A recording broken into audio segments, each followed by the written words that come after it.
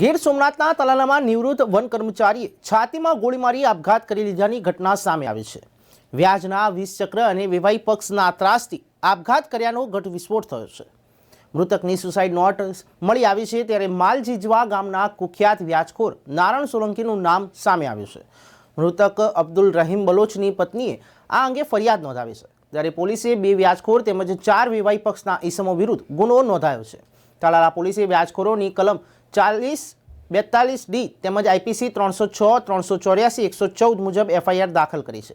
ઘટનાના પગલે તલાલા પંથકમાં ચકચાર મચી ગઈ છે, ત્યારે પોલીસે વ્યાજખોર આરોપીઓને ઝડપી લેવા ચક્રો ગતિમાન કર્યા છે। ગઈ તારીખ 22ના રોજ તાલાલાના એક આંબળાસ ગામ છે, એ ગામના અબ્દુલ હમીદ ઉમરભાઈ બ્લોચ 68 વર્ષના એક વ્યક્તિ છે। એમણે પોતાની લાયસન્સવાળા હથિયારથી પોતાના છાતીના ભાગે ગોળી મારી આત્મહત્યા કરી એવી વિગત ધ્યાને આવતા પોલીસે તાત્કાલિક ઘટના સ્થળે પહોંચી બનાવ અનુસંધાને પ્રથમ એક અકસ્માતનો ગુનો દાખલ કર્યો અને એ અકસ્માત મોતના તપાસ દરમિયાન સ્થળ ઉપરથી એક સુસાઇડ નોટ પણ મળી આવી।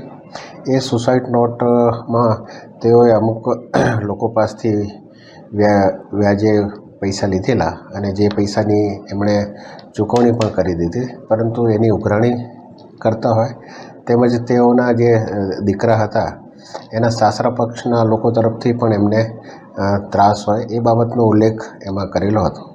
એ સુસાઇડ નોટના અનુસંધાને પોલીસે કુલ 6 વ્યક્તિઓ વિરુદ્ધ IPC કલમ 306, 384 તેમજ ગુજરાત નાણાં ધીરધાર અધિનિયમ મુજબનો ગુનો દાખલ કર્યો છે। એ ગુનાની હાલ તપાસ ચાલુ છે। સર, આમાં ફરિયાદી કોણ છે અને આરોપી કોણ છે?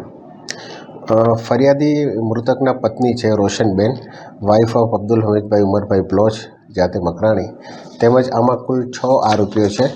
એ જે 6 આરોપીઓમાં બે ભાઈ છે, નારણભાઈ ગોવિંદભાઈ સોલંકી, રમેશ ગોવિંદભાઈ સોલંકી, તેમજ અન્ય 4 જણા રૂક્ષાનાબેન, ફિરોઝભાઈ રૂક્ષનાબેન, ફિરોઝભાઈ ઇસ્માઇલભાઈ બ્લોચ અને અબ્બાસ ઇસ્માઇલભાઈ બ્લોચ, આ કુલ 6 આરોપીઓ વિરુદ્ધમાં ફરિયાદ દાખલ કરવામાં આવી છે। હાલ પોલીસની તપાસ કરી છે? હાલ અત્યારે પોલીસ એમાં તમામ જાતના પુરાવા આરોપી વિરુદ્ધમાં એકત્રિત કરવાની કાર્યવાહી હાલ ચાલુ છે।